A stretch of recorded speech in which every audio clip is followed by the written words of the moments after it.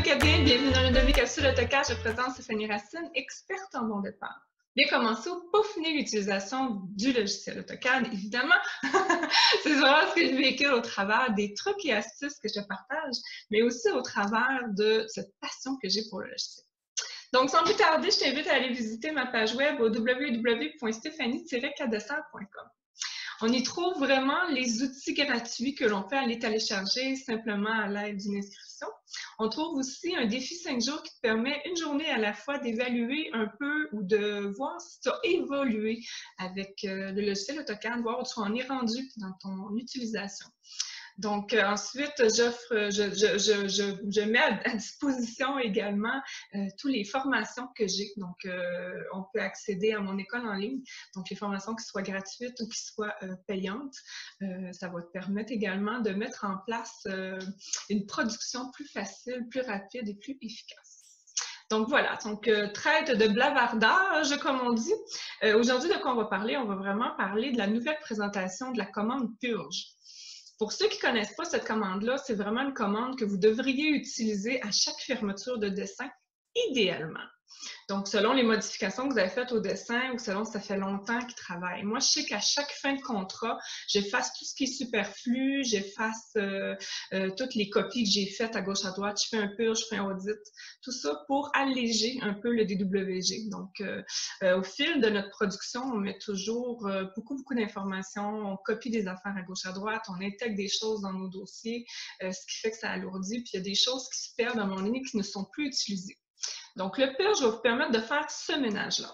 Alors, je vais partager tout de suite mon écran pour vous montrer de quoi je parle, comme toujours. Alors voilà, on a un dessin que j'ai fait évidemment déjà à la base, un petit triage sans avoir fait tout de suite le purge. Donc, comment arriver au purge? C'est bien simple, on fait soit PU au clavier,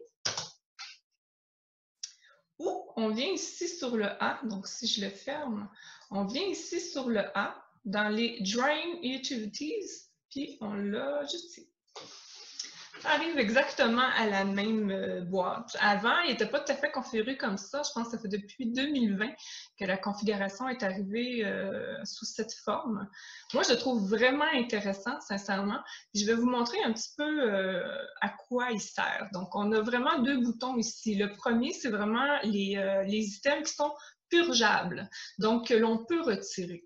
Fait que si on fait le déploiement des petits plus, c'est là où est-ce qu'il y a des items qui sont non nécessaires, en fait. Donc, ils peuvent disparaître de notre dessin. Alors, pour faire le purge, c'est comme somme toute assez simple. On doit seulement sélectionner les éléments que l'on souhaite purger. Bon, on pourrait désélectionner tous ceux qui n'ont pas de plus. Moi, ça ne me dérange pas. Donc, on n'a rien qu'à faire purge check item. Et là, lui, il va tout de suite d'emblée enlever soit l'item à la fois ou purger tous les items en même temps. Ça, il va le faire plusieurs fois. Comme là, vous voyez, il a établi qu'il pouvait déliter ça, mais quand on délite certaines choses, il y a d'autres affaires souvent qui arrivent par la suite. Donc ça, on peut le faire parfois plusieurs répétitions. L'autre onglet d'à côté, un coup que toutes les plus sont partis, ça veut dire qu'on a été capable d'enlever tout ce qui était superflu et non utilisé. Quand on regarde les Find Non-Purgeable Items, ça veut dire que c'est tous les items qui ont un élément, donc qui comportent un élément qui est utilisé. Donc, si, mettons, je viens voir, entre autres, les layers ici, bien, on voit que ça, c'est tous les layers que j'ai utilisés pour monter mon dessin. Donc, ceux-là, je ne peux pas. Donc, si je le sélectionne, il va me montrer, comme entre autres, tout ce qui comporte des dés. C'est tout ce qui est lié au cotes. Donc, vous voyez qu'il y en a une et une autre. Donc, ça, c'est vraiment au niveau des dîmes. Au niveau de la ligne référence, je pourrais voir les objets. Comme là, j'ai une ligne de référence qui a été mise dessus. Vous voyez qu'il y a un petit cadre avec une loupe. Si je pèse dessus, AutoCAD va venir me présenter c'est quoi qui est sur la ligne de référence. Donc ça, c'est quand même quelque chose d'intéressant quand on cherche, entre autres, un récalcitrant qui ne veut pas décoller de notre purge, qu'on veut faire un âge, qu'on fait « non, j'en ai pas de ça ».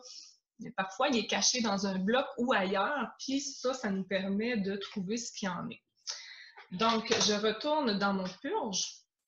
Alors, c'est un peu ça à quoi va servir le Find, de voir les récalcitrants qui ne veulent pas décoller. Donc, c'est sûr que moi, je sais que certains éléments que j'utilise, comme le multileader, le textile, c'est toutes des choses que j'utilise d'emblée toujours. Donc, ça, c'est certain qu'ils ne me le feront pas partir. Tout comme je vous disais, ce qui est dans les dés, c'est tout ce qui est lié aux cotations. Donc, on en a une belle gamme, puis ça, c'est vraiment tous les blocs qui sont utilisés. Alors voilà, c'est ce qui fait le tour de ma petite capsule sur le purge. Je trouve qu'il est vraiment mieux fait maintenant. Est-ce que ça va vous être utile? Sans doute.